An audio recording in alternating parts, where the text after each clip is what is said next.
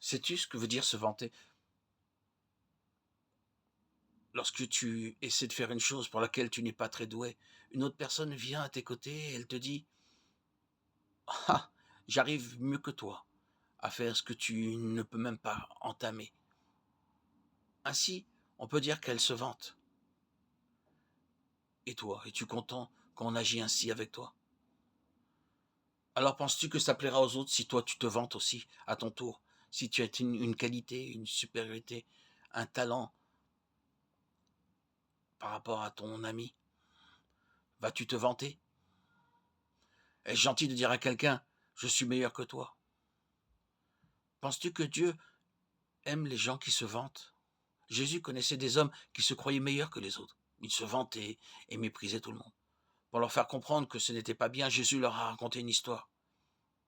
Écoute bien, c'est l'histoire d'un pharisien et d'un collecteur d'impôts. Les pharisiens étaient des chefs religieux qui se conduisaient souvent comme s'ils étaient plus justes ou plus saints que les autres. Dans l'histoire de Jésus, le pharisien est venu au temple de Jérusalem pour prier Dieu. Il y a là un collecteur d'impôts venu aussi pour prier.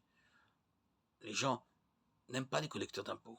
Ils pensent que ce sont des voleurs. Et c'est vrai que beaucoup d'entre eux ne sont pas toujours très honnêtes. Au temple, donc, le pharisien prie Dieu. Oh Dieu, dit-il, je te remercie parce que moi, je ne suis pas un pécheur. Je ne vole personne et je ne commets pas de mauvaises actions. Je ne suis pas comme ce collecteur d'impôts. Là-bas, je suis un homme juste. Je me prive de manger 2 fois par semaine pour avoir le temps de penser à toi. Et je donne au temple 1/10 de tout ce que je gagne. Le pharisien se croit vraiment meilleur que les autres, n'est-ce pas? Et il n'hésite pas à le dire à Dieu. Le collecteur d'impôts a une attitude complètement différente.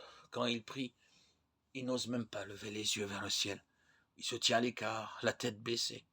Il regrette ses péchés, il se frappe la poitrine de chagrin. Il n'essaie pas de dire à Dieu qu'il est juste, non, il dit au contraire, ô Dieu, sois bon envers moi, un pécheur. À ton avis, lequel des deux plaît à Dieu? Le pharisien qui se croit si juste ou le collecteur d'impôts qui regrette ses péchés?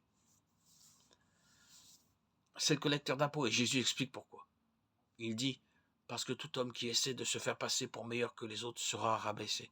Mais celui qui pense qu'il ne vaut pas grand-chose sera élevé. Luc 18, 9, 14. Quelle est la leçon de cette histoire? C'est qu'il est mal de se croire meilleur que les autres. Et même quand nous ne le disons pas, notre conduite peut révéler que nous le pensons. T'es-tu déjà vanté? Écoute, ce qui est arrivé à l'apôtre Pierre. Quand Jésus a averti ses apôtres qu'il l'abandonnerait tous lorsqu'il conviendra à l'arrêter, Pierre s'est vanté. Même si tous les autres t'abandonnent, moi jamais. Mais il se trompait. Il était trop sûr de lui. Il a bel et bien abandonné Jésus. Heureusement, comme nous le voyons dans le chapitre 30, Matthieu 26, 30, 31, il est revenu ensuite vers Jésus. Prenons une situation d'aujourd'hui. Tu es invité à une discussion et tu réponds coup pour coup. Tu donnes des très bonnes réponses. Tu réponds sans hésiter, alors que d'autres n'y arrivent même pas. Tu es content de toi, c'est bien normal. Mais est-ce que ce serait gentil de te comparer à celui qui a du mal à répondre, qui ne trouve pas les réponses? Est-ce que ce serait bien de le rabaisser pour te mettre en valeur? C'est ce qu'a fait le pharisien. Il s'est vanté d'être meilleur que le collecteur d'impôts. Mais Jésus a dit que ce n'était pas bien, même quand on est capable de faire quelque chose mieux qu'un autre. Ça ne veut pas dire qu'on est meilleur que lui. Donc, si tu en sais plus qu'un autre, aurais-tu des raisons de te vanter? Réfléchis. D'où vient ton cerveau? Est-ce toi qui l'as fabriqué? Non, c'est Dieu qui te l'a donné. Et puis, tout ce que tu sais, ou presque, tu l'as appris grâce à quelqu'un. Tu l'as lu ou tu l'as entendu. Et même quand tu comprends quelque chose tout seul, grâce à quoi y arrives-tu? Grâce au cerveau que Dieu t'a donné. Quand tu vois quelqu'un qui se donne du mal à donner des réponses, pourquoi ne pas l'encourager? Ce serait gentil de ta part.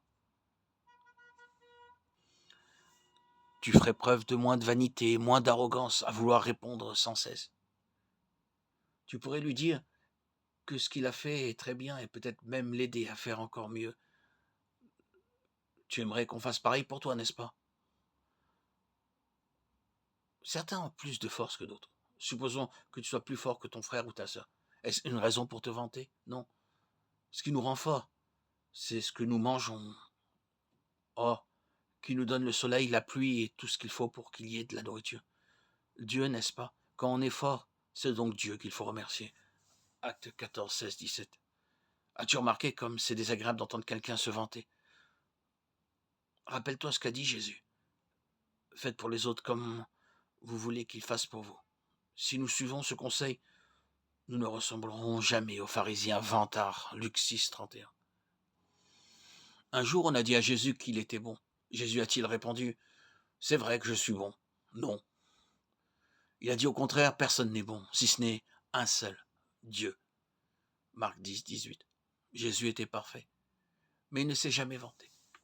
Il préférait dire du bien de son Père. Alors, qui mérite d'être admiré?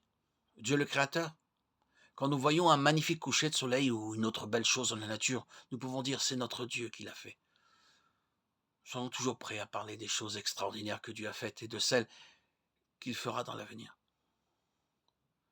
Je vous invite à lire les versets concernant la vantardise et tout ce qui nous aide à ne pas nous vanter.